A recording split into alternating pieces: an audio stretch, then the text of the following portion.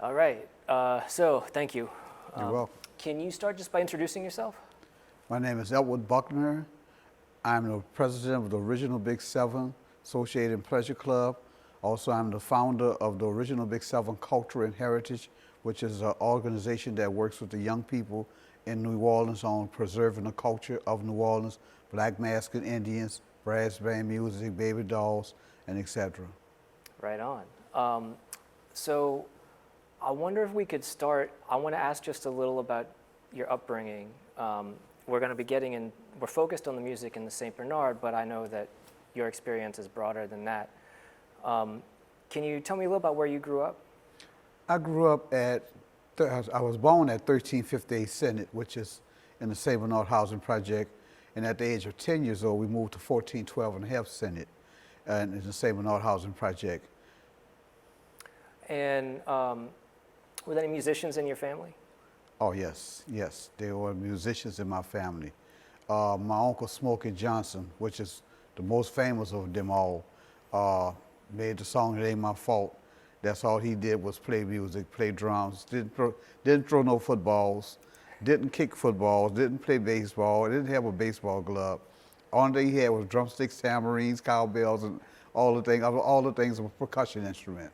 Because he was touring when he was a teenager. Oh yeah, well, you know they had to clean my grandmother's house up. He was only 16 years old.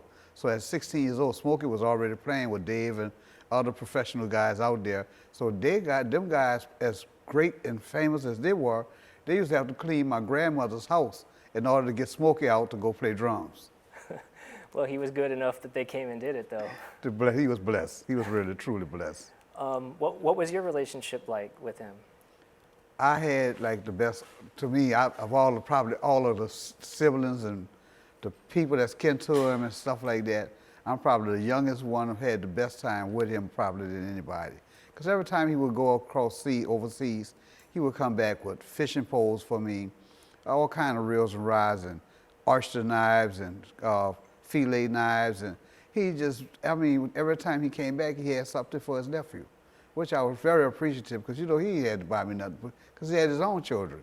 But him and myself, we used to stay at my Uncle JoJo's house, which is back by the post office on Chalfont Place. And we'll be over there, so he'll be hiding out over there, talking about he's out of town, and be right there on Chalfont Place with my uncle. So I had the relationship that I would know things that nobody else, the young in the family, would know. That's really beautiful. Yeah. And so I'm curious about, I don't want you to date yourself if you don't want to date yourself, but what kind of time period is that happening? We're talking about the 80s. Okay. In 1980, yeah, back then. And so you're like a school age at that I time? was still school age, yeah. Okay. So what are your other musical experiences like in childhood? I remember you mentioning that you participated in a choir with Raymond Miles. I used to go to Gentilly Greater Harvest Baptist Church, and Raymond had pretty much been the choir director at all the community churches because every pastor wanted him to work with the youth choir. And so Raymond started coming to church over there and started training and teaching us how to sing, and you be singing, and you'd be thinking you're not really doing that, but Raymond be encouraging you and pushing you on and really turning you into that singer, man. I didn't think we were a good choir. Raymond made us into a good choir, but he kept working with us and kept practicing with us. And we never knew that we were talking to a guy that would be world famous, because we were only kids, and he was still very young at the time. This is in the 80s? This was like in the 70s. Okay. In the 70s, because I was still a young kid, and we was going to Gentilly Greater Harvest. We was doing Sunday school, and Raymond would be the choir director, yeah. Okay. And did you stay in touch with him as you got older? Well, he was a little older than I, but when I got to John Mack, he was about to leave John Mack.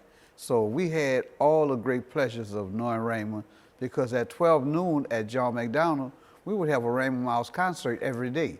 So, that was the great pleasures of going to John McDonald, because you had Raymond Miles that every day at lunchtime, he was going to get on that piano and he was going to give it up. That's amazing. Yes. And the John Mack band was really hot at that time too. Man, John Mack Band was the best high school band that, at that time, was the best high school band in the city. They had good bands like Sing All, Fauché, schools like that, McDonald 35. But John Mack just had manpower. They just were strong. And we had like the Paulin brothers, you know, I mean, these guys was ranking #1 and #2 in the state in Elamia in the Louisiana music competition thing. And these guys was really, truly amazing. I happened to be the drum major, but those guys was fantastically great. I just had a great band behind me. I'm blanking on the name of the band director from those years. Edwin Sanders Yes. was at John McDonald, and Andrew J. Bell had Donald Richardson. But being a drum major for Mr. Sanders, that's no small thing, right? That Being must a have been drum major for Mr. Richardson at Andrew J. Bell when you're in 8th grade, not exposed to all of that light and glamour, and you're the drum major of that big old band, and every time you messed up, you got the paddle, oh, you got it. But I am a better person today because of the disciplines and the training from Donald Richardson at Andrew J. Bell. Now, Mr. Sanders was very good at Bell, at John McDonald, but Mr. Donald Richardson, Moses Hogan, I'm talking about some of the greatest musicians to play in this town. You know, you got Barbara Rain, you got so many guys. They studied under this guy. This guy he was a technician at teaching you how to read music. Something else to me that's remarkable about him is how so many of his students, they didn't just go on to be these very well-trained musicians, but then when they got older, they became teachers and directors of their own music Yes. education programs. Yes. And so you're one of those folks now. I'm one of those folks. Do you, as an educator, are there aspects of what your experience was under Donald Richardson that are inform the programming that you do with kids Discipline. now? You can't do nothing without discipline. From the beginning, when you first introduce yourself to the last day with that person, you got to instill the discipline in order to achieve all the things you're trying to achieve with them, and they have to be welcoming the changes you're making in their life to achieve some of the things they need to achieve. But it was really, truly, as good of a man as he was and as great as a band director he was, he really taught you how to be a good person, and he gave you a bunch of valuable tools to work with. Yeah. So as you're going to Bell and to John Mack and you're staying in the St. Bernard, what kind of music are you hearing in your day-to-day? Like what's on the street, what's around My you? day-to-day with music was jazz, jazz, jazz, and more jazz. My dad, his name was Leonard Johnson, he loved jazz music. Count Basie, Duke Ellington, Jimmy Smith, you go to name them, Freddie Hubbard. I knew them before I knew anything else about music, because, you know, back then you had the big old record players, and you had put the 5 or 6 albums on the pen, and when you drop, they just drop one at a time so smooth, and just keep on playing. That was the greatest jazz education of learning music, because my daddy listened to so much. Ray Charles, James Brown, I mean, you named it, he bought their album. He was the supporter of music. And having an uncle like Smokey, you know, it just really helped because you learned the music. And then meeting Donald Richardson in that transition of me finding out who I am as a musician, man, it was just a bright experience of learning so much of jazz. But they had guys like, I was just on the phone talking with someone, and they had the twins, the Darrensburg twins. These guys had a band right on, we was living at 1358 Senate at the time, and they stayed right across the street from the project in their house. And they had a band, so their band would be out there playing. You know, at this time I still was young, wanting to play drums, hadn't learned a good beat or nothing, but I was watching them all the time. They had Mr. Jimmy, who, him and my Uncle Smokey was good friends. Mr. Jimmy was a drummer also, so he would get all these drums, he would make a set. He wanted to play drums so bad. So, you know, my Uncle Smokey would help him out here and there, get him stuff like that, sticks and drums and drum heads and stuff, helped him out. But you remember all these great guys, man, and myself coming up, you know, I had the Gregory Davises, I had the Ephraim Towns. You know, I had these guys that were standing out in music amongst us teenagers. They were already elite playing. I mean, we had Gregory Davis' brother, Larry Davis. Nobody in the world knows about Larry. But Larry played every horn there was, and it played piano. So these were musicians that we all practiced and stuff and learned with. Some of them never done nothing more than been a choir director and stuff like that. But these guys used to play everything. So hanging around with them, you had to learn how to do what you needed to do. Because if you couldn't play, bro, you might as well go hang with some other guys. Because you're going to have guys going to want to challenge you, going to want to see how good you really are. And you were the top cat, so you got to really be ready. You got to go home and practice your music and be ready. I wonder if, like, back in the 70s, did the Fairview Baptist Church Band ever come around that you saw? The Fairview Baptist Church Band in the 70s, it was like the biggest hit thing was going on near the St. Bernard Project. Because as much as we had people that went to second lines and stuff like that, we didn't have a real surrounding of people playing jazz on the street corners like you would find in Tremie, or just popping up and play their horn and just play one or two songs together. So the music, I'll tell you this. The guys that played the music then, and the guys I knew and were playing music, these guys, when I started going to parades, they were the same guys playing at the parade. Gregory Davis, Dirty Dozen Brass Band. I used to be amazed because Greg was my neighbor. I knew Greg, but you was amazed. The Chosen Few Brass Band. Eddie Bo Parrish, he was younger than myself, the drum major at Clark. I worked with him and taught him everything I could teach him. And he turned out to be a hell of a trombone player, his own shows and everything, right out the St. Bernard Project. Guys that I actually come up with were guys that were starting to shine in the music world in the city.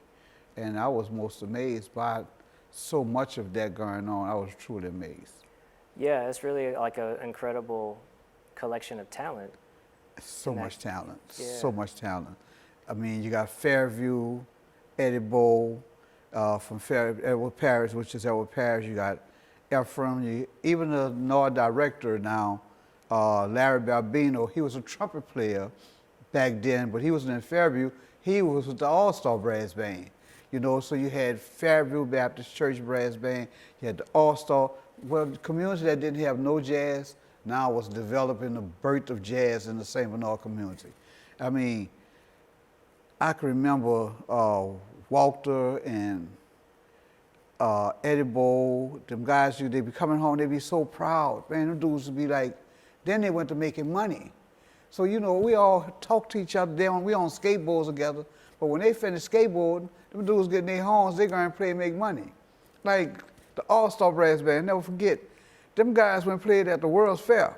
So we all kids in the neighborhood, but these guys went play at the World Fair, so we like amazed, because, we run laps and run races in the courtyard, play Red Hot in and stuff, but these are the same guys that's like world famous, man. You had to love it. So All Stars, was that James Andrews' group? That's James Andrews' group. Yeah, that's what his mama and 12, his dad, that's what they had started back then. That's what Larson and 12 started then. And got them guys, the boys together, and here they are now, they're world famous. But that, I remember back then when they started. Yeah.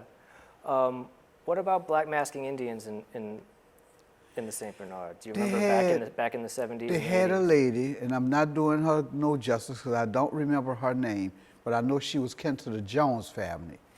And she would mask every year, and you would see her every year because she would hang out by the nightclubs right by the St. Bernard Project. Never knew the lady's name. She was like the only one I knew at the time was masking out the projects. But the projects were set so far apart from the city that all your cohorts you met when you went to school. Usually we sat so far close to City Park and the lake back there that what's going on in Tremie and the Upper 7th Ward and stuff, we weren't getting as much of it there unless you traveled on a bus to get to them communities. So when the guys like myself and you start meeting the Paulin brothers that's playing uptown, doing parades, you got different towns trying to get into it. You got Eddie Bo who go to Clark down around the corner. They're playing. You got the guys that's already in the play with the Fairview Church Band and stuff like that. So we started really developing the sound. Like, you go to parade, man, you see the Chosen Few with Tuba Fats was world famous. But then when you see your buddies, Eddie Bo them playing with world famous guys like that, I mean, you really think you're more cooler than you are sometimes, you know? Well, unless you are that cool, though. Sometimes. I wonder, like, were there any little clubs, like right there on St. Bernard, you know, where there would be some Indian practices, or where some second line stops might be when they were headed? Well, I know we have supposedly, we supposedly have had the first Super Sunday at Willie Hall Playground back then, where we did get to see the Indians and stuff like that. But there weren't no clubs right along the median fairway between the St. Bernard Project, say Harrison Avenue, and all the way up to as much as Broad Street. Had no clubs that you went to that you was gonna get the jazz band music. Now, when you went to school, like myself, I didn't go to Phillip Junior High, which was by the St. Bernard Project. I went to Andrew J. Bell. So I never wanted to be at that school. Now, it was a good school, don't get me wrong, but I wanted music. I was all about getting the music, and Andrew J. Bell, to me, they had music in the Sixth Ward, and I knew I needed to do my music. I needed to go to the Sixth Ward. I could not go to that school. I needed to be where they were playing music at, and I didn't care what the competition was. I was getting in that band. Yeah, well, Yeah. it worked out. Oh yeah, oh yeah. I wonder, getting a little bit further into the 80s and 90s, I mean, how long were you living back there? Were you still there at that point in time? I was still there.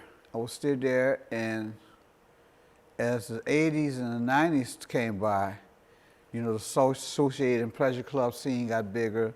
The guys playing the music, Eddie Bo Parrish, Efren and bands, Dirty Dozen got bigger.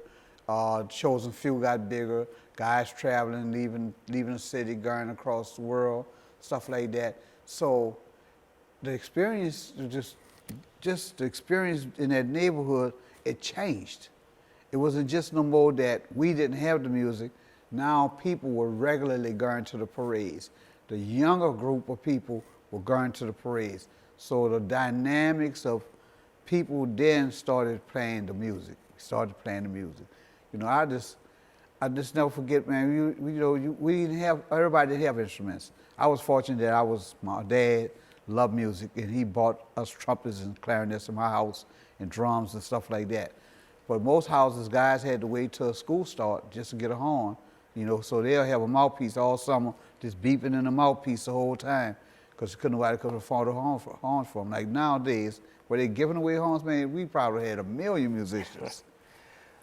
But the one thing that's interesting to me about that time period is how, when the brass band music started changing with Dirty Dozen and them, then more parading organizations start to crop up, it seems like. Well, I don't know too much about how many organizations really formed then, but Dirty Dozen was giving the streets a different kind of upbeat type of thing, something very fresh and something very new. Now, to me though, the band that actually changed all parades, that changed all of the scene, it's really the Newbert. Because not the Newbert, the Rebirth. The Rebirth changed everything. Because no longer was bands playing a tune, walk maybe 3 or 4 city blocks, then play another tune. They were playing one song right after the next. So the whole thing changed, the whole dynamic about doing the music changed. Because, and don't get me wrong, the Dirty Dozen was prime for what they were doing, and it was like the motivators to change to the next phase. But the evolution of the music from the streets, you had the Chosen Few, and you had folks before the Chosen Few.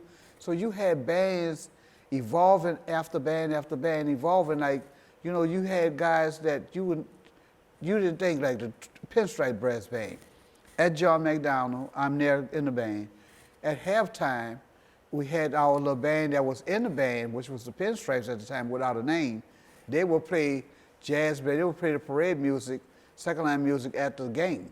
Wait, so I didn't know this. So Pinstripe started as students at John Mack At playing John Mack, yes sir. How about that? Yes sir. We would be at the halftime of the game, and that band, them guys who started with that band, they would come down in the stands and they'll start playing. I remember I started out playing bass drum, played bass drum 1 or 2 games, but I wasn't a bass drum player for that. You know, I wasn't ready for that. So, but I was just my head was too involved in the girls and the dancing. But those guys was getting something started back then.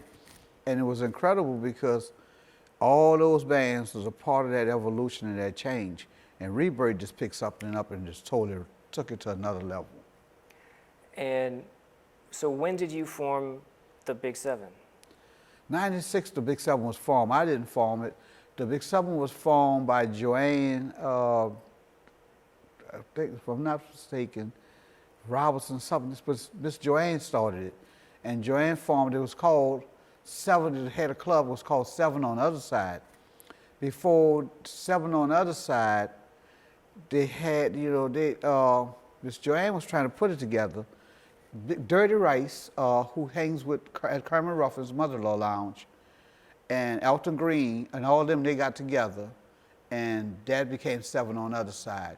So those guys paraded for a while and went on, and then we started parading, and we was Seven on the Other Side also. And then when I got to let me interrupt you. Was Seven on the Other Side, is that a reference to the St. Bernard? Yeah, all that stuff. And when I got a chance to become president, I changed the whole dynamics. I wanted to just become Big Seven because the Seven Ward to me was the one place, not on the other side. And then I didn't look at the thing of Big Seven from the St. Bernard Project. I looked at how do we encompass the whole Seven Ward on the map? How do we encompass that whole area? So that's why I try to make the parade cover that whole Seven Ward track all the way back to that area. So it's just that I had, some things you get a chance to change. Some things. You can't change everything because of tradition. But some guys want things to stay the same. But you had clubs, they had another club, Soul Steppers. They had the Soul Steppers. My brains don't work as good as it used to work, but I have all that history there. They had the Soul Steppers. That was before Seven on the Other Side. And they only paraded 1 year. So they paraded 1 year, and they did good. They had the whole community come out, but they did 1 year and they never paraded again. So the music and the atmosphere of the cultures and stuff was steady trying to get in there, but just not long, and nobody would sustain it long enough. Every time something pop up, instead we had, never forget, we had the Pilot Land Ladies. This during the time of Big Seven. They popped up and popped out and paraded and performed, and they were no more. So you have things that come up and do things and disappear. I'm sitting here because I'm laughing in my heart. I remember when the guys from TBC, they were trying to start a band. They were going to Carver then. They were running around the St. Bernard Project looking for a place to practice the brass band music. They had French horns, every kind of horn you could imagine they had. But they were trying to become musicians.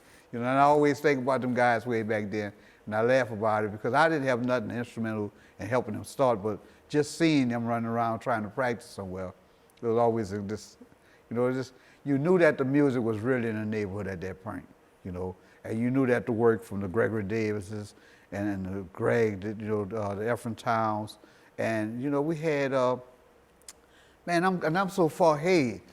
Man, we had Fat Man Dave, ate off the apple tree. Man, his children played in that Fairview band. And Walden and them guys, they played tuba in the band. But Adolph, that guy there come from right across the street from the St. Bernard. Man, he was like powerful, and everybody would be talking about eating off the apple tree every time the parade happened. And you know where it come from, you know the family. Man, Alan Toussaint. I used to take and go by Smokey by my Uncle Joe on Chaffin Place right by the post office, not knowing that my Uncle Smokey would be going and talk to Alan Toussaint, not knowing that was a world famous man. I met the guy, but I didn't know. I didn't know. The man was world famous. Was he still wearing those suits and sandals though? It was all clean, sandals. Two guys had their way, man. They had their way. I want to get back to the second line, but before we do, I don't want to leave the 90s altogether because I'm curious about DJ Irv. If you knew DJ Irv. I knew DJ Irv. It was DJ Irv, DJ Will. They were the team. Myself and DJ Tim, we were a team, and Killer G Greg. We were a team. Wait, you were a DJ? Yeah. What was your DJ name? The Wizard. Okay. The Wizard. I was the Wizard. And we had Killer G and Tim. And then they had Gary and Anthony. They was the Pussyfooters. And we had these groups, and we would be building, we would actually be building stuff. But Tim was the better of all of them. But Irv got the contract. You know, but we had Ricky B in our coat also, the rapper Ricky B. All of us stayed in the same coat. Now, Irv stood in Milton coat, him and Will, they stood in the Milton coat. But all of us would get together, collaborate and talk, but all of us wanted to be better than each other. We thought we had it. And it turned out to be Ricky B ended up being the best rapper of everybody. He was the guy. But we had competition, man. It was like, oh. Because he was another John Mack guy, right? Yeah. I'm curious about him as a younger person, because like I know Shake It For Your Hood, right? But where was he coming from musically? Like, what do you remember about him before he broke out? Rick just was writing. Rick was writing. Rick knew he knew how to rap, but he was writing a lot. And we would have these house parties in the St. Bernard Project. It was called Directional Concepts. And Daisha Jakali was the executive director of that place. And we used to have these house parties every Friday night, or every Friday and Saturday. And with 50 cents to get in, but you got myself, you got Rick, you got, man, I don't want to miss nobody. These guys are going to kill me for me. You got Ishmael, man, you got the guys. Everybody would come. You have people all from all over the city come in that project because they knew on Friday and Saturday night that we were going to have it going on. Man, it would be on. Rick was cold, though. Rick was cold. Rick was a great writer early. He was writing that stuff. But DJ Tim we had about, bang, you know, DJ Tim was just so cool. But Irv learned from all them guys, man. Irv got it. He guarded, he got the contract to make them, got the song, and it was it. I'm curious now, because I don't know DJ Tim. Like, can you tell me a little bit more about what made him so good? DJ Tim was the best. He was the best mixer, the best music maker. Tim, you probably never know about Tim. You go on Do you know Facebook, remember his last name? Timothy Williams. Tim, you go on Facebook and all that, man. Tim ain't never got his just due. He probably never, quiet guy, don't say much, but he was the first one cutting it up, mixing the music. Then DJ Garrett started doing the mixing the music. These guys was taking albums. They was taking albums and creating their own stuff, you know, with the albums. So it was, man, I got the better. Man, Jordan, I got the better part of everything. Because I would be right in the courtyard. We would make speakers. We couldn't afford to go buy PV speakers and all that. So we would go to Radio Shack and steal their speakers, steal all of their needles, and come home and make our turntables work with their needles and their belts and all of that. Take their speakers we install and build cabinets, boxes. We didn't have it. We was trying to do it. We was definitely trying.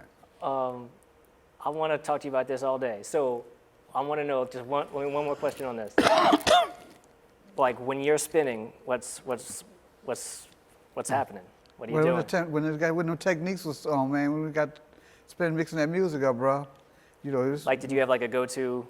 I would have my little rap. Brothers on the porch shooting dice. People say it's not very nice. When the police come, they try to run, finding that hustling ain't no fun. When they go to jail, they can't pay the bill. Have to do 90 G's like in hell. Now here's the best time for us to get off. For you to get loose, or you ought to get lost. You know. So we was a rap. You had been during the week. You better be writing, because Friday and Saturday is coming, and people ain't listening to what you done last week. They want something new to pump up the crowd in that. Man, we'll be in a project building. It's no more than one big living room and a kitchen that pretty much connect. The rest was the bedrooms. You can't go back there. We'll be in one bedroom, us. The other ones will be behind us. So we're protecting that. You couldn't go into people's bedroom. Man, we were had the thing going, because they should put us out. They should got tired of us. Say, I'm tired of y'all youngsters. Y'all go somewhere else with this. And we took it somewhere else. Miss Charlene said, y'all can come to my house for 50 cents again. Oh, man. Then we had CPO, all these rivalry guys coming in the hood. And then eventually I got the club, the Rising Sun, for all teens. We had Katie Ray. Man, we had all the hot bounce people at that time. We had them coming with a Hot Boy Ronald. We had them coming, turn it out. The ceiling was like right here, no farther than 7 foot. the stage was about 4 foot by itself. So when they get on top of the stage, they turn to touch the ceiling. Man, it's going on. It's so hot in the place that the paint will melt up off the floor. Everybody got different colored shoes coming out. It was a ball. That's amazing. Wait, so tell me about that. Where was the club at? That was on St. Bernard Avenue. That was across from the St. Bernard Project. The Rising Sun was like Bounce Central. You know Friday, Saturday that the Rising Sun was going to open. See, I've never had a nightclub, but I've been doing nightclub business since a child. I've been having one project building from the next one. We're throwing parties, having fun. We made money doing the music as a young kids, but we had so much fun. Wow. So the Bounce Club, that's got to be what, like mid-90s? The Bounce Club was the 90s. That's right, it was the 90s. 90s, 2000. And then the police decided to shut us down. It's like, y'all got to shut down. But every Friday night for probably about 7 years, we went and, man, it was just on. And we'd charge $2, $3 to get in. We'd have so much change that on the weekdays, we have an ice chest full of change that we done collect from the night at the club. And on the weekdays, when I was selling pies, because I would sell pies, apple, pecan, lemon meringue, coconut pies, and brownies in the project during the day. And when I'm out selling that, the change that we collected on the weekend, I'll get in the project driveways, and I'll let the children reach their hand in there and grab some change out so they could buy frozen cups or a cold drink or stuff like that, back then. So we would just definitely, we'll give most of it back to the kids. When now, you made me want to ask you about if you were putting on shows in the St. Bernard prior to that, who were some of the artists that you would put on back before that? Well, it was basically us. Okay. It was basically us because, like I said, it was DJ Gary and Anthony, it was Will and DJ Irv, it was myself, DJ Tim, and Killer G. It was us, we was the groups, and we were like the ones. And we'll put on show. We have Irv, we have Ricky B and stuff like that at that time. And then, we had Ishmael, because he was a hell of a rapper at the time also. But he never wrote nothing, done his own stuff. He always done stuff for everybody. He was a cover guy. But Rick was writing stuff then, writing it and coming, singing in them houses. The crowd going wild in the house. Every week was selling out. So yeah, it was just good stuff, man. That sounds amazing. Is that Killer G? Because was that the first artist on Cash Money? Is that the No, same that's person? not that Killer G. No, Different. Killer don't even do music at all no more. He's a good guy. I don't even know what Killer. He moved out to Mississippi with his mom, and I haven't seen much of him since then. Gotcha. Yeah. I want to make sure you're all right on time, because I hate to. I told him I'd be there. Okay, cool. Yeah, I already talked. I called the doctor before I got here. Okay, I don't want to. Yeah. Okay, cool. Well, great, because I want to ask you all kind of more stuff. Go ahead. Back on the second lines. Mm-hmm. So what year did you take over the club? I actually joined in '98. I was handed the throne and the leadership in 2003.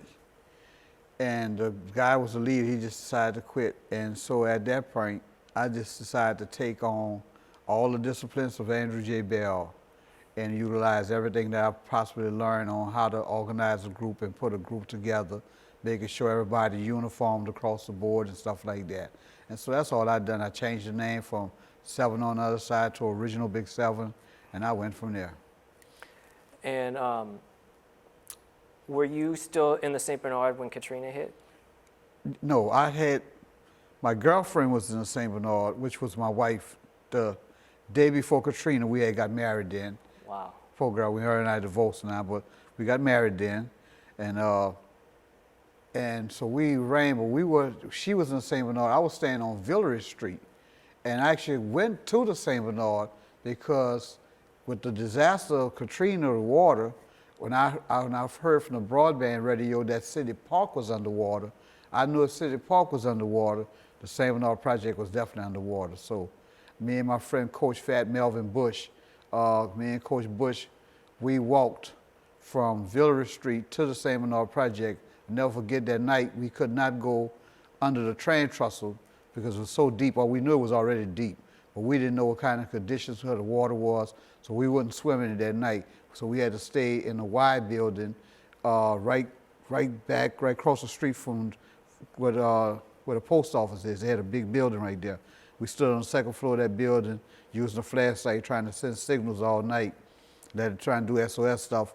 So that morning came, we took and navigated and got on that bridge and find out that my family, my new wife and my family, they had evacuated them out here. So we thought they had went to Houston, and they actually had went to Shreveport, but I went to Houston looking for them. I used to think Rocky, Sylvester Stallone and Rocky was crazy when he used to be hollering for his woman. And I'm there hollering at every damn bus pass. Nakia! Nakia, I'm hollering at every bus, waiting to just hear 1 inch of a response. I must holler at damn near fucking 200 buses. Oh, forgive my cussing. 200 buses. At that point, my emotions was gone. All the spirit in me was gone. I just was done because I didn't get my family. And it took about 3 days later that I done a text message to her phone, and we text messaged and we found each other. And they were in Shreveport, Louisiana. You know, I was out of Houston in a flash. I was out of there. But that was just a story of just trying to make it to the Seminole Project. If she had ever knew that, what the hell I was going through, the bodies, because I didn't really see a body until I got to DSAC right there across from St. Leo, the great church, when the waves from us walking flipped the body over. And that when you seen the body then, it really started you because now you actually seeing it, you know. And then when you get to that part of the train trestle, knowing that I don't care how much you love them and want them, either you take and wait and save your own life, or you take a chance and possibly you will die. You know, so that be the breaks, you know, but you look at this here.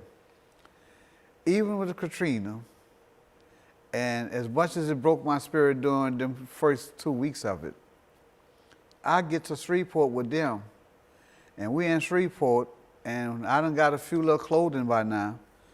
Man, one Sunday morning, man, Jordan, I got up in Shreveport, Louisiana, put all my clothes on, totally dressed. And where was I going? Because I thought I was going to a second line parade. Where was I going? I'm in Shreveport, Louisiana. Ain't no second line parades. You ain't going nowhere today, brother. You might as well go take that off and hope a football game come on, because you're not going to no parade.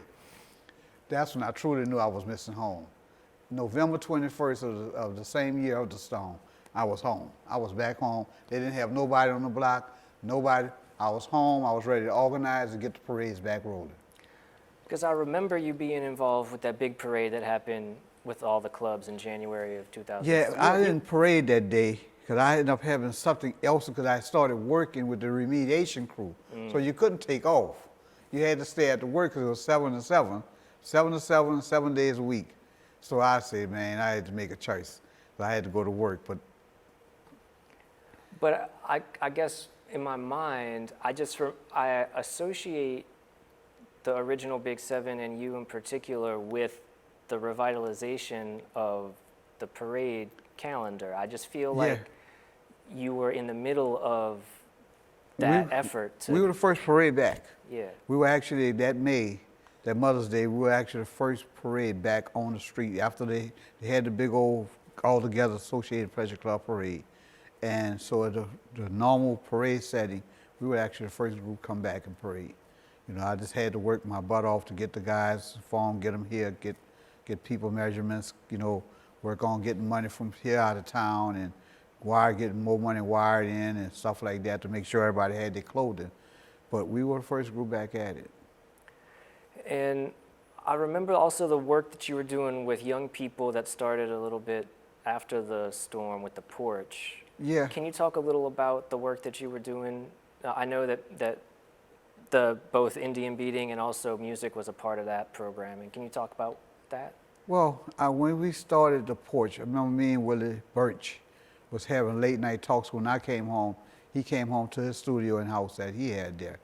And Willie Birch and myself, we would talk every night on the street corner about change and what needs to happen and stuff like that. One thing I kept talking to Willie was about that things don't need to go back to the way they was we need to bring something about an organization that's going to bring some change about with these children in this neighborhood.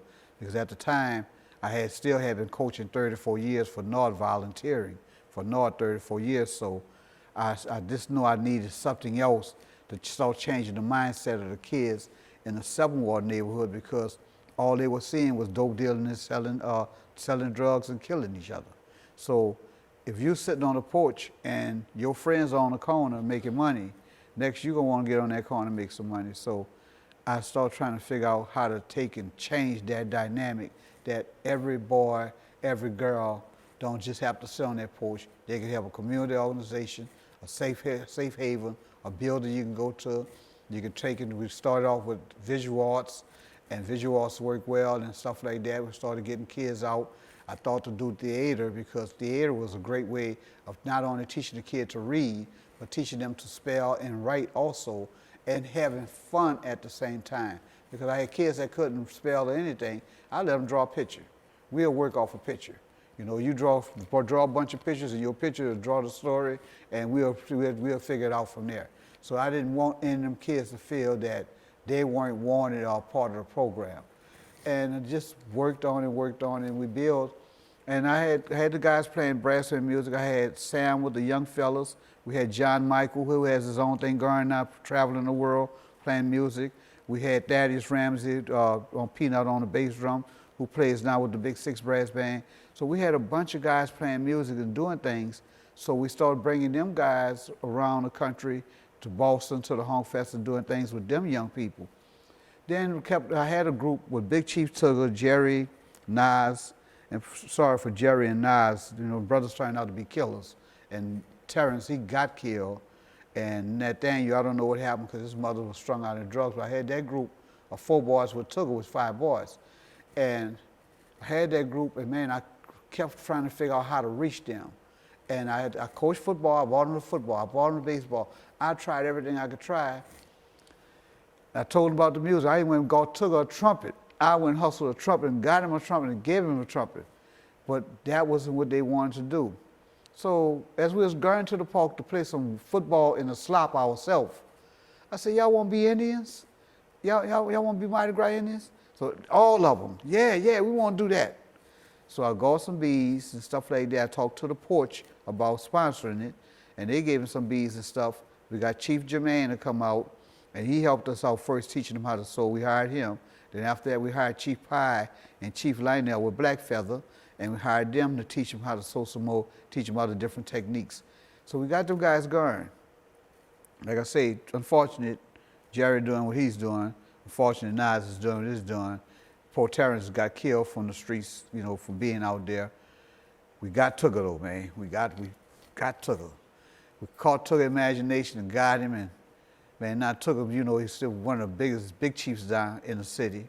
Not only from as a little boy, 11 years old, to this point, becoming a big chief. Man, Tugger has his own car company. He's selling cars. He's remodeling. He's body and fender work, painting. He got the other Indian guys who's Indians with us. They doing different jobs, tenting and stuff like that. Man, I'll be so blessed when I see them boys, because that's all I wanted them to do, was give themselves a fair chance in life, to do something better than just what the street corner was giving you. And so proud to see him sell a car and have thousands in his pocket, and able to show the other younger Indians, follow what Mr. Ed tell you, go to school, let's get these diplomas, let's work on some college, let's find out what you like to do best, and we're gonna get you to doing it. I don't care what it costs me to get, like I'm trying to get right now. I need a truck so I can get Eric going with his own fruit business. His fruit business, and he do a couple other things on the side from that there. Trying to get him going, because I keep telling him, food sells. So how do we get you in business? You know, how we find what the boys like to do and get them in business. Like still today, they 24 and 23 years old and stuff like that. I'm still an integral part in their life. I was just on the front porch this morning, me and Tugger was talking about the plan for this year's Indians, and I was telling him that I was looking to get 20 more kids. He said, man, I thought about 200. I said, you think I'm gonna sit down and try to make 200 Indian suits? You losing your mind for real. Can you tell me, so we have it, his last name and the name of the tribe? Justin Justin Arthur Cloud, Big Chief Tugger, and the name of the tribe is the Red Flame Hunters. It used to be Red Flame Hunters, all Ute Indian tribe, but now that they're grown men now, we still have the Ute component where we're still teaching though. That's the component that we would never let go, because we still think we're the incubator for Indians. Like we got the Black Hawk guys from by the St. Bernard Project, Terrence and Tyrell, they come from us. We got a couple other guys that adjourned and made the other tribes, they come from us. So if we can keep feeding the culture, young children, young people from different areas, we can have kids, man, as far as Appaloosas. Young boys used to come from Slidell every weekend, coming to Seoul. You know, we have kids that just want to be a part. And it's hard to tell them that you can't be a part, because the kid will sit there and tell you everything they seen on a documentary that you said or did. Everything each one of the other kids say, they can tell you word for word. So you can't tell a kid they can't be a part of something they just studied better than you know. And I'm waiting for the day. Jordan, I anticipate the day. I'm ready for my Mexican kids. I really am ready for some white kids, because this stigma and this scenario has to break. Yes, it's called Black Masking Indian now, but it should be an activity that families are like being able to take part. Long as you want to do the right things and respectful things toward the culture, you should be able to take part. I'm not turning no kid away. A kid mama come to me, I don't care what color they is, bro, they're gonna be masking. I want them children, I want them to be able to do like Tugger and them doing. You either have some cars, or you'll be selling houses. You either went to college, you got your degree. All those kids could become something. Somebody just have to stick with them and work with them. And you can't be on my ad level. Get on their level. Get on their level so you'll know that people ain't eating at their house. That when they go to bed, that things ain't going, they worry about things. I remember a young man told me this at 13 years old. Come to my house and told me, my mama told me she not buying me no more school clothes. School is about to start in 2 weeks. She's not buying me no more. She can't afford to buy me school clothes. Man, that's the hurtingest thing I could ever have from a child to come to a grown man. You can't get school clothes. School is what's going to make you better. You know, and then just come to your table. This what comes to my table. I got to take and go back to the community and bring something better back. I got to make sure you get them clothes. I got to do what I got to do, because when you better, we all better. That means you one less killer. We all better, you know. And I'm not going to save everybody. 34 years of coaching. I couldn't save everybody, but I got the Renat Thomasons, I got the Tyron Matthews, the guys that come through my program, through the programs I was working with, come under me as I coached. I got them on the right path, got them doing the right things. So every time, just working with people, you're not going to always get the best result. Sometimes you will fail, but you get up out the mud from failing and say, there's another child out there I can reach. There's somebody else that need me. You know, so doing community work is just it's not what people think. It's like you got an extra mile. Kids get put out, kids get mad with their parents, parents get mad with the kids, won't kill them. You get the whole 9 yards, you find out people not eating.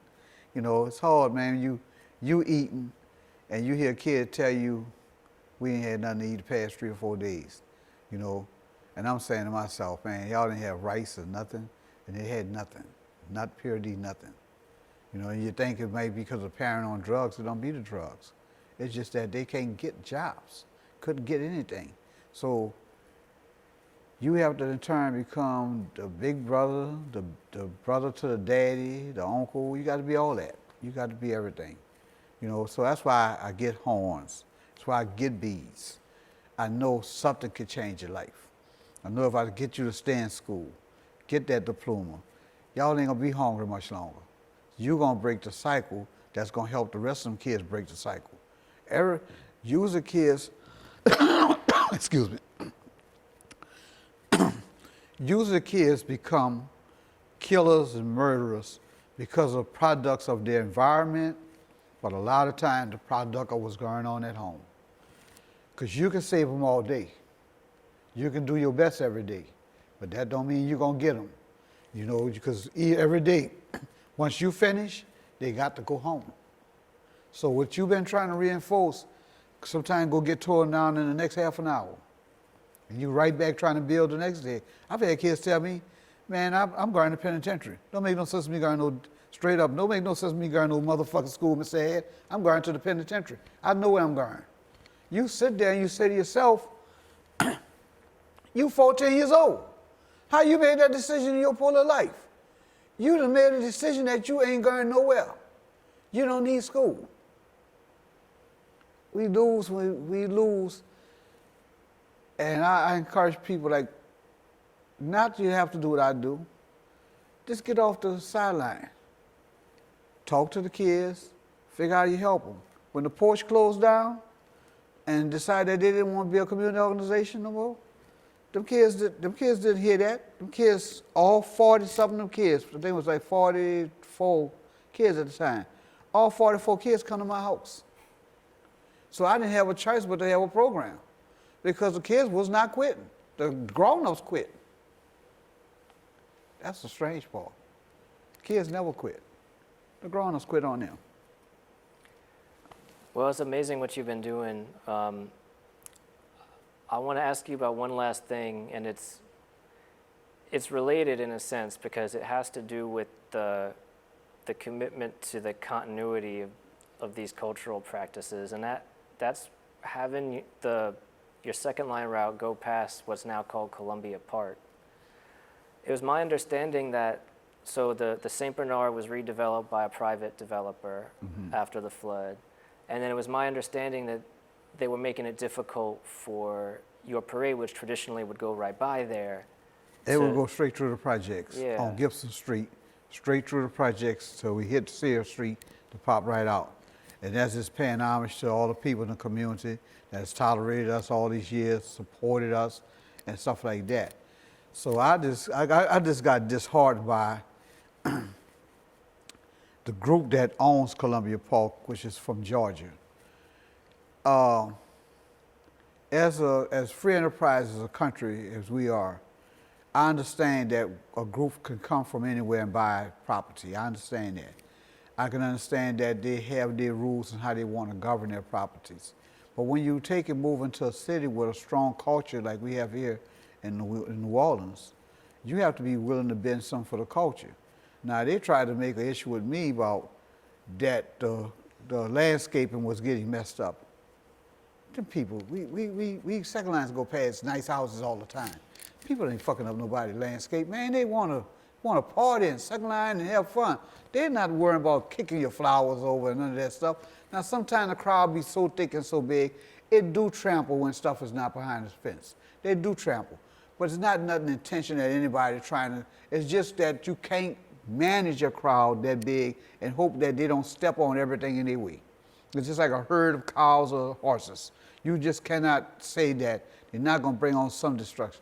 But it's not, if I say that somebody go to kick a tree over or go to kick all the flowers in somebody's garden, people not doing that. And so those folks, this is the stuff they're thinking. And so I decided, you know, I'm not fighting with them. Have my parade started by the bridge where most people that was from the St. Bernard Project gathers and still commune, parties, repasses, and stuff like that. In the parade there, still have homage to the community. Don't even bother with that down the street. I don't owe them nothing. They don't owe me anything. They just some people that own property now that has a bad attitude. That's the way I took it. And I just kept doing what I do. You know, having the community festivals that we have, you know, do what we do. Do it under the bridge or on a bayou somewhere right there in the area where people from that area could still come enjoy it. As far as me fighting over a few plants and shit like that with Columbia Park, I'm not about to fight over them. And I mean, I don't like the way they govern anyway, so I probably never have an apartment that way or nothing, you know.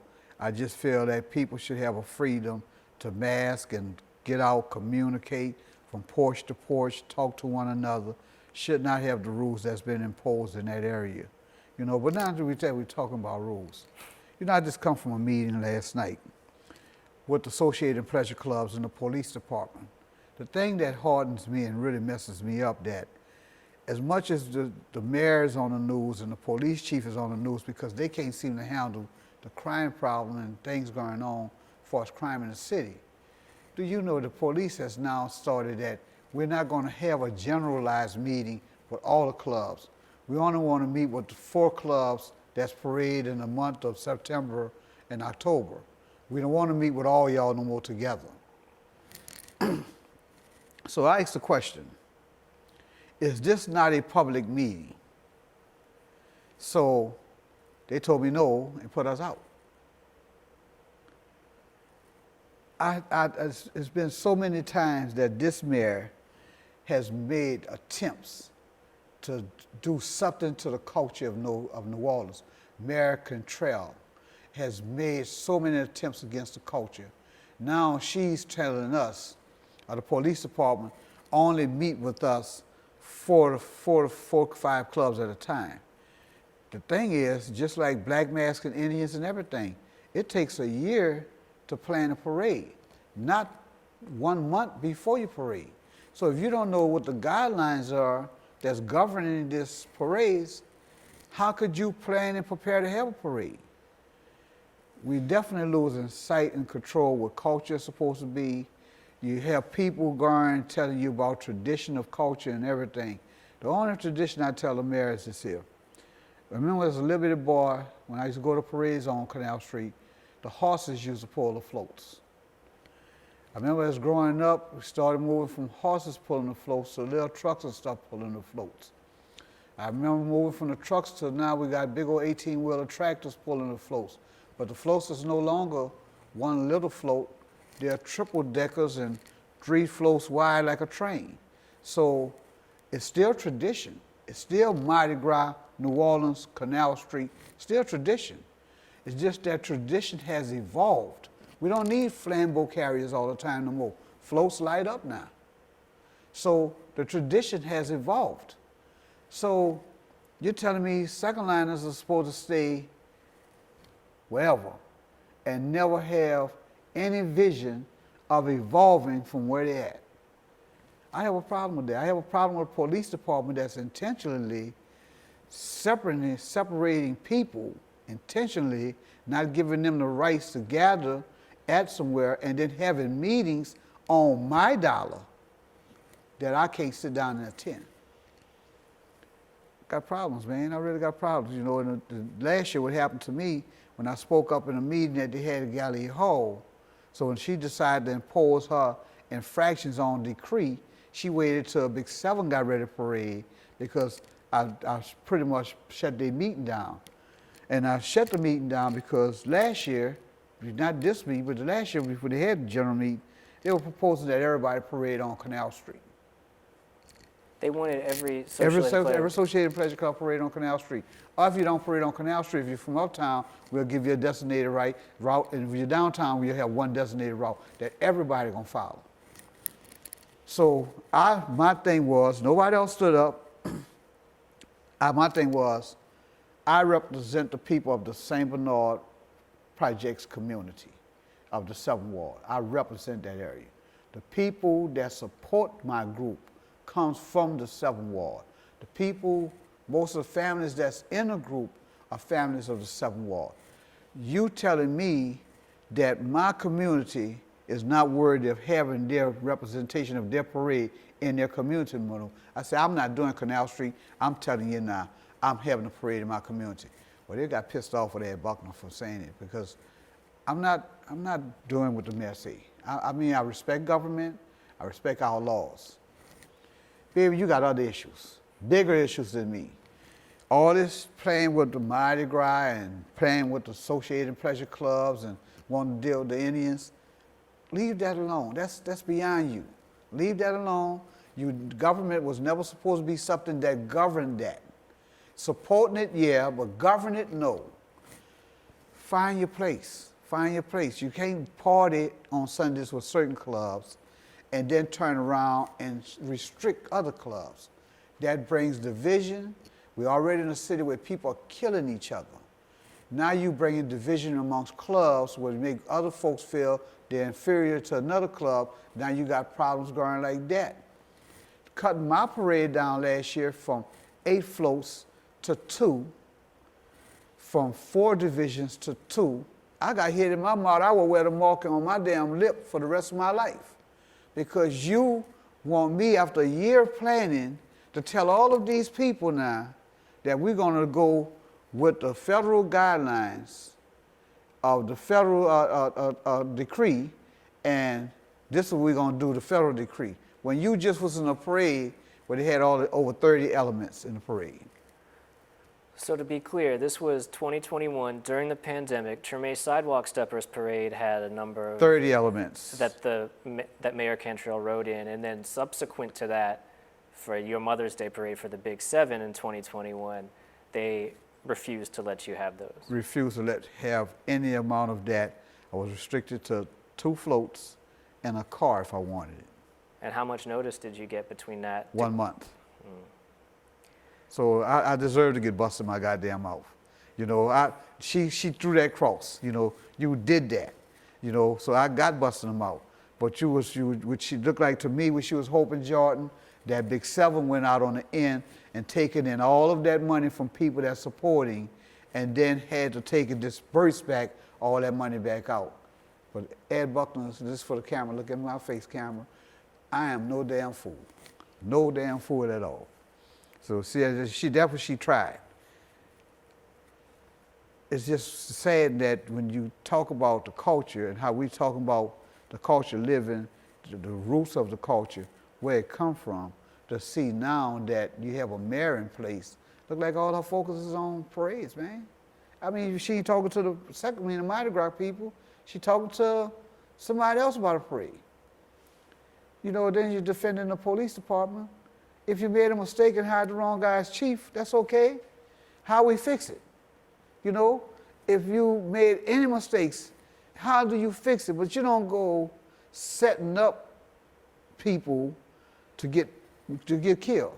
Because like I say, and I told this to the police, this America want to act like she's not doing no harm and she's not causing no injustice.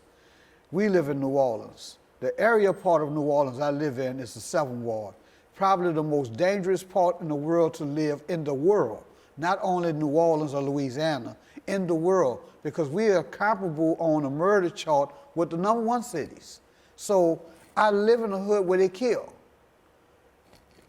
You trying to get me killed. You actually playing a game that you trying to get me killed over a few fucking $100. And we wonder why the killing going on like this, man. If you try and cross us on that level, you know, if you got Jay Banks running behind Noonie Belton because he won't support Karen Carter, you really got to think about it, man, why we got what we got going on. It's really bad, Jordan. It's bad. And then the cross-drawing, I mean, you look at, if you have the Indians, second lines, skulls and bones, you name it. Everybody prepares stuff for a whole year, man. People hustling bones, hustling everything they can hustle for a year to make them suits. Just like the second line. People buy, and you don't buy clothes from Canal Street anymore because there's really no clothing shops there. You're buying online from cost seas overseas. So the transition from sending stuff back and getting any kind of refund is hardly none at all. I wish she'd get a chance to see this someday. I wish she really get a chance to see this. And I wish you get a chance to see this mark on my lip that I will wear from a bad decision your administration made. It's crazy. But I'm going to keep second line. You know I'm not going to stop. Keep parading. I'm going to keep making Indian suits. I'm going to keep finding children to make their life better. I'm going to just keep doing things to make the community better. But sometimes you run up into crazy fools. And they realize the damage that they're doing. They know they're doing damage. Mayor Cantrell ain't stupid. She know it takes a year to prepare for a parade. She was involved in them herself. She knew that somebody had to come measure her up for the outfits and make sure that the fabrics was there. You know? So what's y'all's date for? Mother's Day again. I'm going Mother's Day again. I will go to Mother's Day till the day I die and hope that after the day I pass away that the club hold on to my date and keep going Mother's Day. The best parade day of the second line season is Mother's Day. They will always come out for the mothers. The mothers is now the rulers of our world. The mothers are voting guys out like Trump. They don't play. When the women say we gonna fix you or get you, they mean that. You don't mess with the Mikas and the women of the news like that and cuss them out and play with. Men don't vote. The women voting. Shit, you better recognize what's going on. Well, I'll be out there on Mother's Day. Please do, Jordan. Yeah. Please do, bro. We're gonna have another good time too. Thank We'll you have so another much for time. doing this, man. Thank you for sharing all Man, I this. love the culture. Thank you for having me. I love the culture. I love people. Thank you for giving me this platform to be able to speak to the people. Amen. Anytime.